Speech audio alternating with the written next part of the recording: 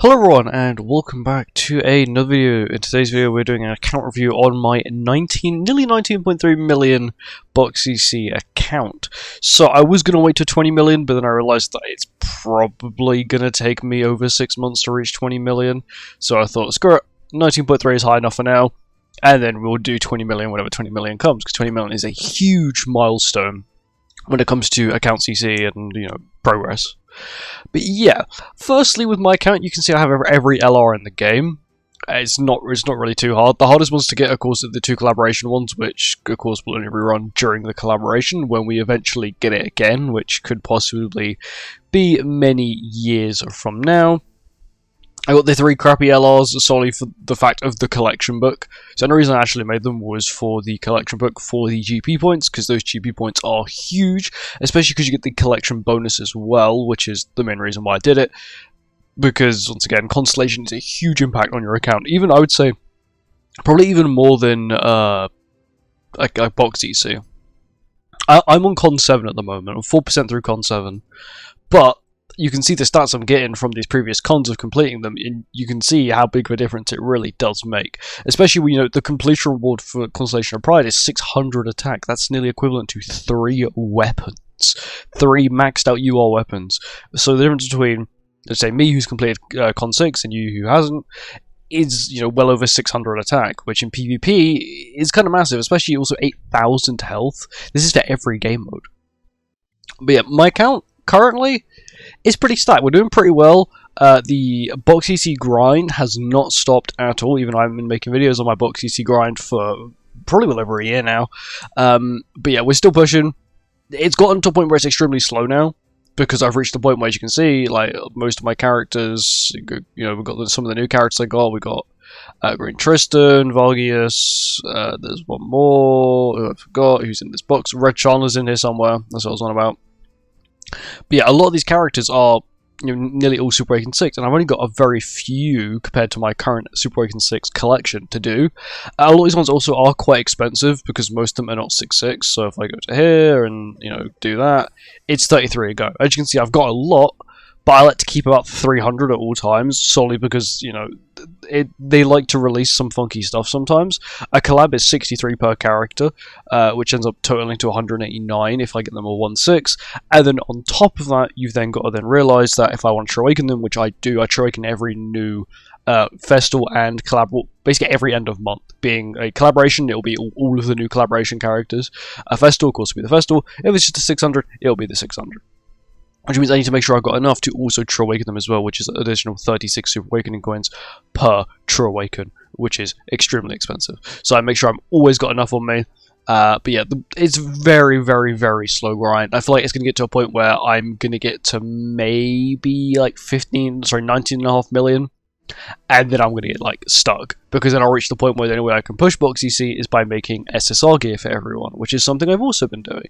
But that's even more of a grind, because the amount of anvils it takes is a crazy amount. But I also want to keep a decent supply of anvils on me, just in case they release, I don't know, more defense-based characters. Because I have no spare defense-based character gear, or, they base a character off something else, HP-based, or whatever like that, where it requires something a little bit more specific. Raftalia, Nulfamy, Boldir, those sort of style characters. But yeah, that's also very slow grind. I will wait till I get to about 15 million. Sorry, not 15 million. 15,000. Anvils, and then I end up doing like a full person's gear who just hasn't got it. And if you just go through my box, you can see, oh no, I don't want to do a demon, thank you very much.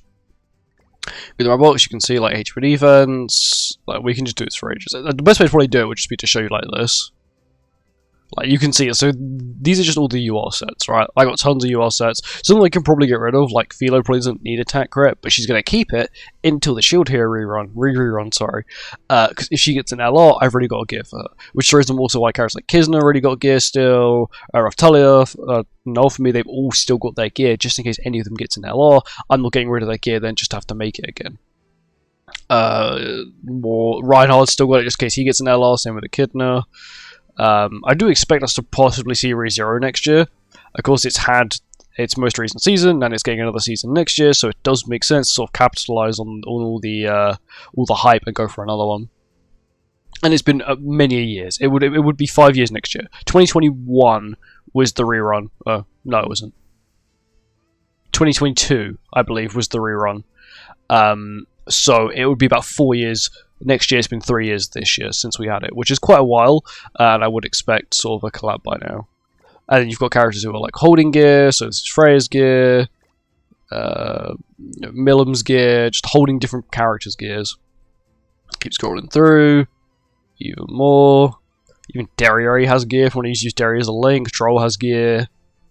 Once again, lots of these are just gears that I've forgotten about that I just have on characters I just don't use. I like to use also the crappy like lizards as like characters who just hold the gear for me. Like this is Lance's HP defense, this is Alpha's attack gear, which I've never actually used. I just made it and then this lizard's had it the entire time.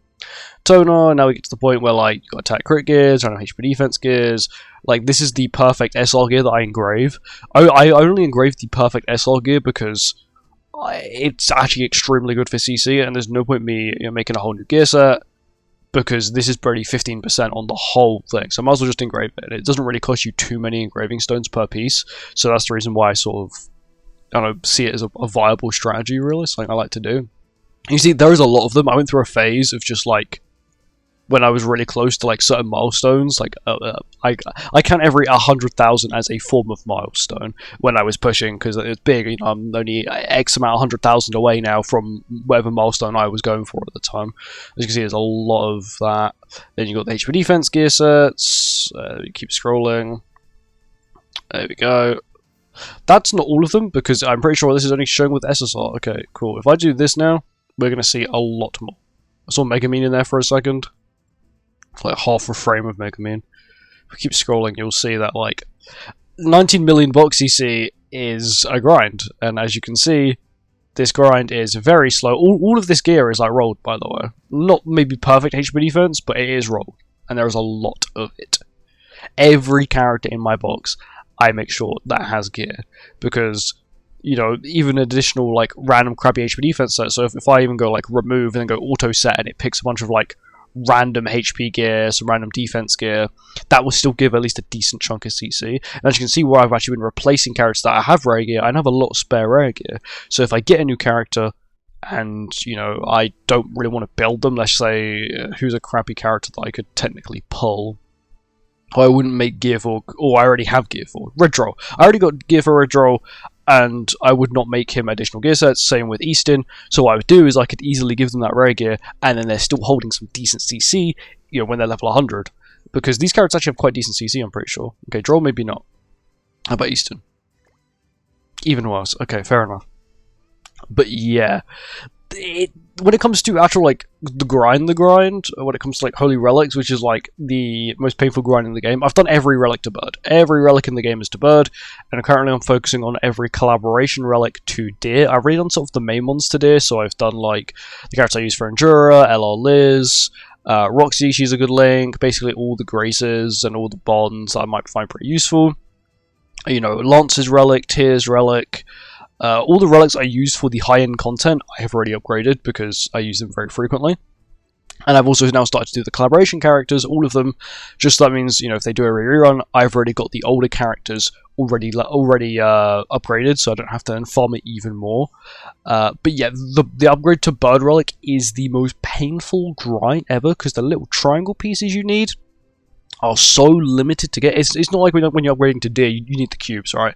You can easily get tons of cubes because they have a quite high drop chance on floor 3. You get like 15 of them. 3 rolls, as you say, you get 45 if you're really lucky a run. That's crazy good, and over half a deer upgrade. But when it came to the triangles, not every demonic beast drops them, and the ones that do take a little bit longer or a little bit more gimmicky, so it requires a little bit more brain power. And then you've also then got the fact that the drop chance for it is like you get 2, which is like nothing out of the 80 you need. It is crazy. But the bird grind is done. I've got some spare bird materials, so I'm gonna have to farm bird eventually, but nowhere near soon.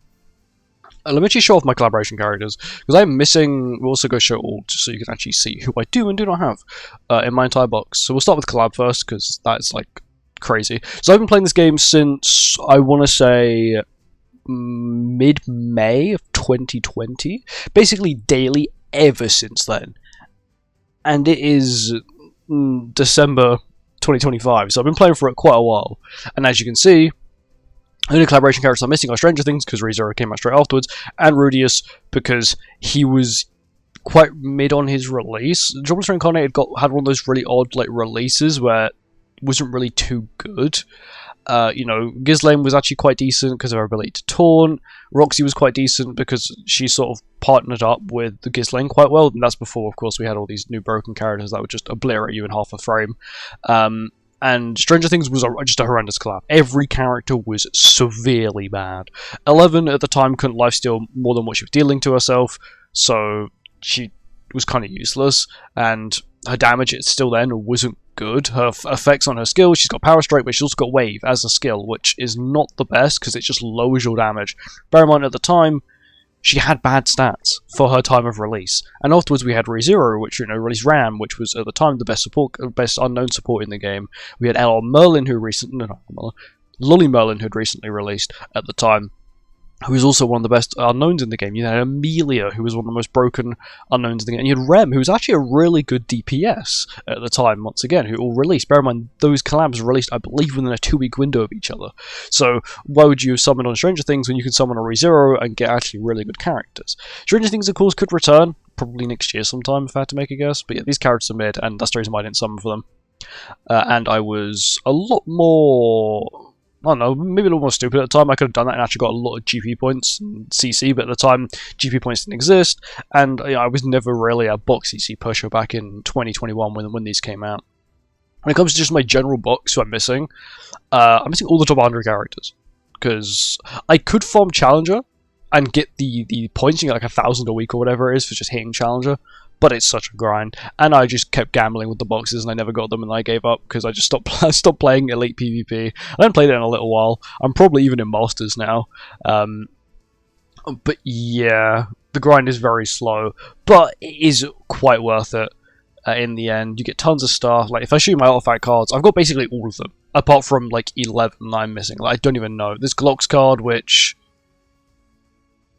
is a PvP card that I don't know. Okay, I will buy that card then. But yeah, I have a lot of... I have most cards. I have every card set in the game.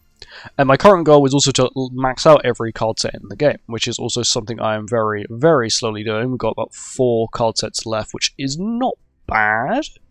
Bear in mind, like, a lot of these ones are, like, not the best. This one's not good. This one's also not good. It's just... But I want to level them up. It's part of the completion sort of thing. And when it comes to achievements, I'll show you achievements. So I'm only missing 20... I'm only missing 24 achievements. Of course, level 150, which I'm currently farming. The Troublemaking Characters one, which I have no idea how high that goes. I want to probably guess 100. 100 is a pretty decent milestone to leave it at.